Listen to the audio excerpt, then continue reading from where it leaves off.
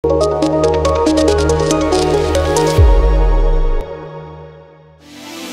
tienes ganas de aprender japonés, ya sea por un viaje de negocios, por interés, por gusto o simplemente por el anime, son buenas razones para aprenderlo en nuestra Academia de Cultura Asiática Ninshi. Nuestros cursos están enfocados para ayudar el proceso y la mejora del idioma con profesores nativos.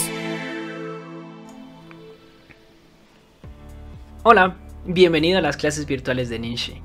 Mi nombre es Yasu y esta es tu clase 0 de japonés. Comencemos. Primero, Nihongo, japonés. Nihon, Japón. Go, idioma. Nihongo, el idioma japonés, el idioma de Japón. Seguramente ustedes están muy empapados de este idioma, ya sea por la gastronomía, ramen, udon, katsudon, sushi, muchísima comida, bien, o el entretenimiento, manga, anime o música, J-Rock, ¿sí? Seguramente en los openings de los animes, todo eso que se han empapado del idioma japonés los ha llevado a este punto, querer estudiar el idioma. El idioma japonés es un idioma muy bello, definitivamente. Sin embargo, tiene ciertas complicaciones para estudiarse. Entonces, muchos empiezan como autodidactas, pero terminan dejándolo porque necesitan un poquito de guía. Pues bienvenido a estas clases de Ninshi, porque para eso es, para guiarlos a ustedes en este aprendizaje de este hermoso idioma. Ahora, ¿por qué muchos piensan que es difícil o por qué dicen que es difícil? Primero, por su escritura. Tenemos 3 tipos de escritura: hiragana, katakana y kanji. Hiragana y katakana representan sílabas, representan sonidos. Entonces, cada una de las letras que encontramos en el hiragana es un sonido, pero no es un concepto. Cuidado con eso, es un sonido. Igual en el katakana, cada figura que encontremos aquí es un sonido, principalmente silábico. Tenemos, recuerden, 5 vocales: A, I, U, E, O, y todo lo demás son silábicos. ¿Qué es silábico? Pues que tiene una consonante y una vocal siempre, ¿no? Entonces, ka, ki, ku, ke, ko, sa, shi, su, se, so, ta, chi, tsu, te, to, nani, nu, ne, no. O sea, serían con esos sonidos, consonante, vocal. Y como podemos ver, tienen en sus trazos, bueno, ahí estoy poniéndoles de hiragana un ejemplo, la vocal A, y en katakana la vocal A. Entonces, si comparamos estas dos, pues el hiragana es un poquito más redondito, el katakana es mucho más cuadrado, un poco más preciso, más minimalista. Estos dos entonces tienen la función de representar sonidos, ¿sí? Principalmente, recuerden, silábicos. Si los dos representan sonidos silábicos, entonces, ¿para qué los usan distinto, no? O sea, ¿por qué no se quedan solo con uno? Bueno, aquí es donde entra la función que tiene cada una de las escrituras. Aguas. Hiragana, katakana y kanji tienen 3 funciones distintas.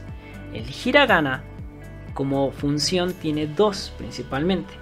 La primera, ¿sí?, es la de partículas funcionales. Más adelante les vamos a hablar sobre las partículas funcionales y qué interacción tienen con los verbos y con los sustantivos. Ahora, la segunda función es la de la conjugación verbal. Como ustedes saben, los verbos tienen que conjugarse para dar a entender si son hacia futuro o en presente o en pasado, o si son afirmaciones o negaciones. Bien, entonces eso se escribe en japonés con hiragana. No en sí el concepto o la raíz del verbo. Por ejemplo, si yo digo comer o beber, bien, hay una raíz que siempre se repite en las conjugaciones de español. O sea, si yo digo comer y quiero hablar hacia futuro, pues comeré.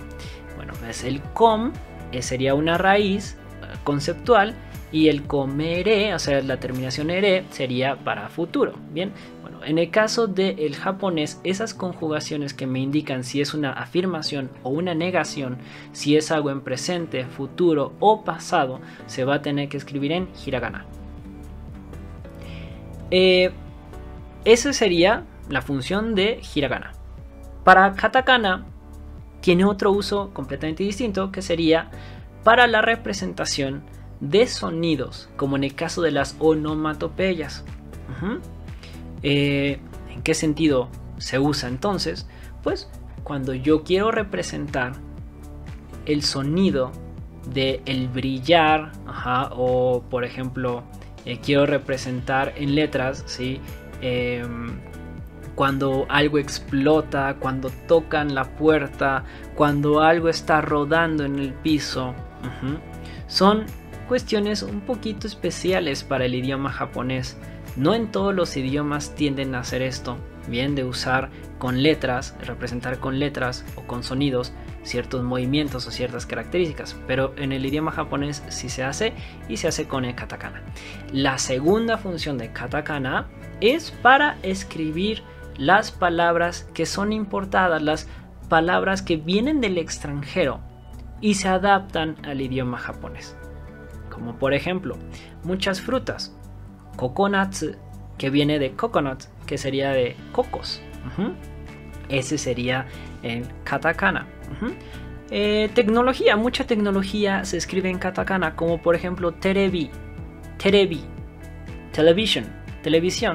terebi, cámara, bien, que estamos aquí usando la cámara, una cámara, o mic, bien, mic, un micrófono.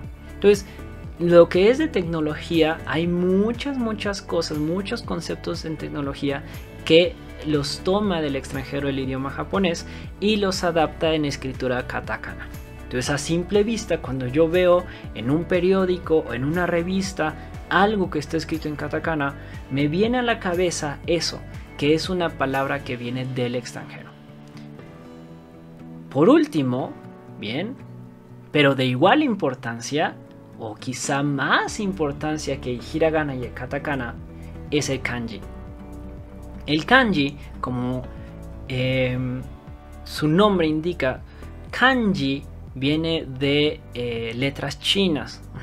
Las letras chinas tienen una representación de algo que exista. Por ejemplo, imagínense que cada uno de estos kanjis es un dibujo. Entonces, si yo veo un árbol y luego ese árbol lo intento dibujar en una estructura simple, y después esa estructura simple lo quiero transformar en trazos definidos para poder volverlo un icono repetible, ¿sí? Entonces eso es lo que está haciendo el kanji. Ahí, por ejemplo, les estoy poniendo un kanji que es el que se usa para el de Japón, bien, para Nihon o Nippon. Este segundo kanji, bueno, este kanji que está aquí es el segundo de Nihon, lo que representa Hon o Pon, ¿no? De Nippon, Pon, Nihon, Hon. Bien, tiene varios significados. Este kanji lo usan como origen, o también tiene significado de libro. Depende el contexto, depende con qué otras ideas se esté mezclando, pero bueno, en el caso de verlo así solito, muchos lo leen como si fuera hon de libros, o libro.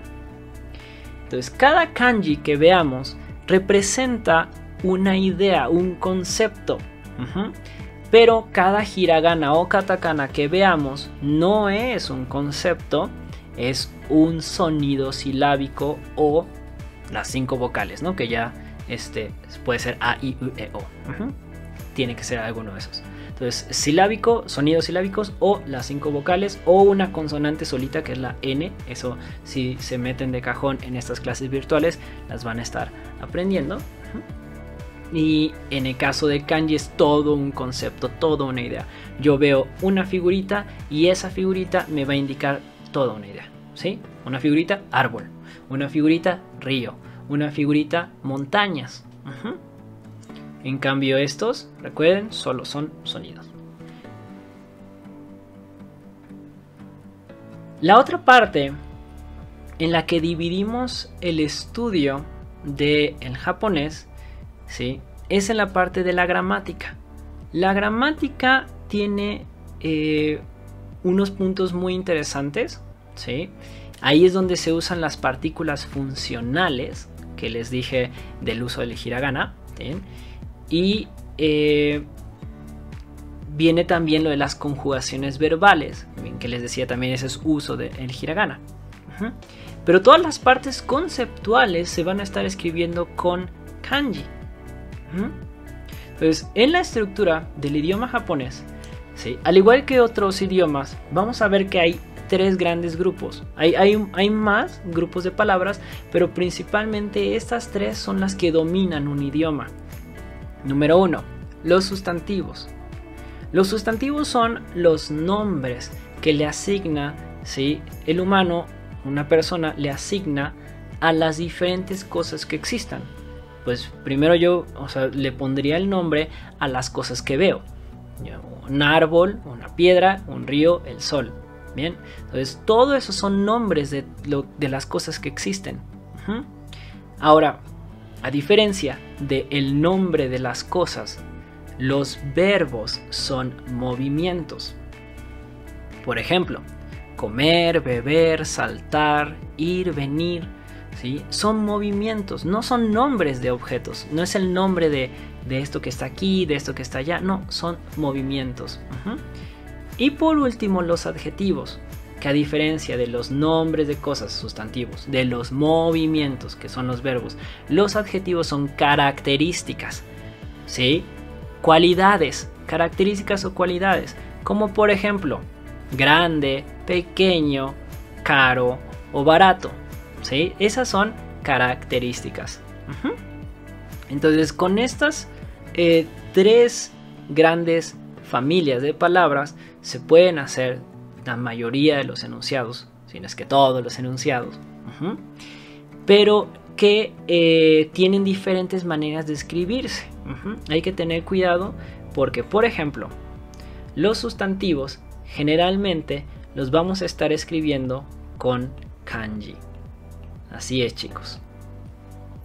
Si el kanji es el concepto, ¿sí? Es la idea, es la representación de la idea, pues es muy común ver que los kanjis representen sustantivos. Los verbos. ¿Cómo van a estar escritos los verbos? Estos son una mezcla de kanji con hiragana. Entonces, kanji con hiragana. ¿Por qué? Porque el kanji nos va a estar dando la idea del movimiento y el hiragana me da la conjugación.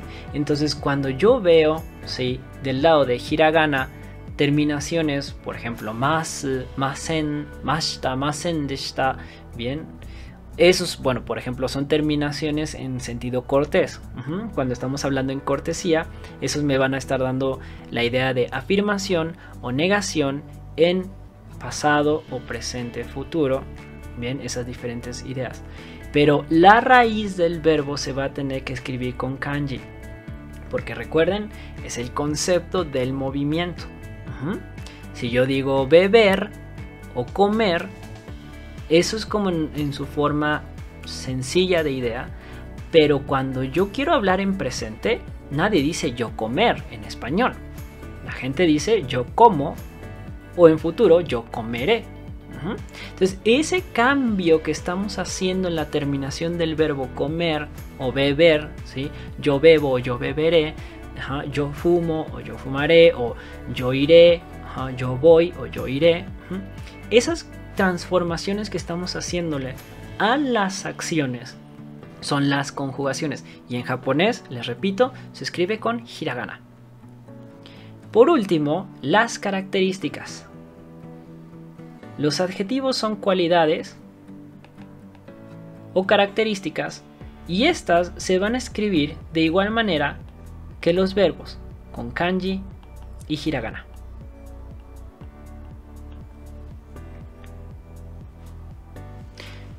Van a estar escritos con kanji y hiragana porque el kanji representa lo que es la idea de la característica y el hiragana nos ayuda a distinguir qué tipo de adjetivo es. Sí, qué tipo. En el idioma japonés tenemos dos adjetivos principalmente, o sea, dos grupos de adjetivos. Unos que les llaman ikeyoshi, adjetivos tipo i, y nakeyoshi, que serían los adjetivos tipo na. Si ustedes se meten a las clases virtuales, van a poder distinguir esos dos grupos, van a poder ir un poquito más a fondo sobre estas dos clasificaciones. Bien. Y van a estar escritas así, de esta manera. Primero entonces porque el kanji me da la idea de la característica y el hiragana me dice qué conjugación, bueno, más que conjugación, qué cambio puede sufrir ese adjetivo. Bien, por su naturaleza, ya sea que es un adjetivo tipo i, ¿sí?, por un lado, y un adjetivo tipo na por otro, ¿sí? Muy bien. Bueno, entonces prácticamente esa es la clase 0 de las clases virtuales de Ninshi. Entonces espero que con esto hayan quedado interesados. Cada uno de estos puntos se analizan en sus bimestres de clases virtuales, se analizan muy puntual, muy profundo, y van a poder practicar mucho tanto escritura como también conversación. Bueno, entonces nos vemos en nuestras siguientes clases. Los espero en las clases virtuales de Ninshi. Mi nombre es Yasu y esta es tu clase 0.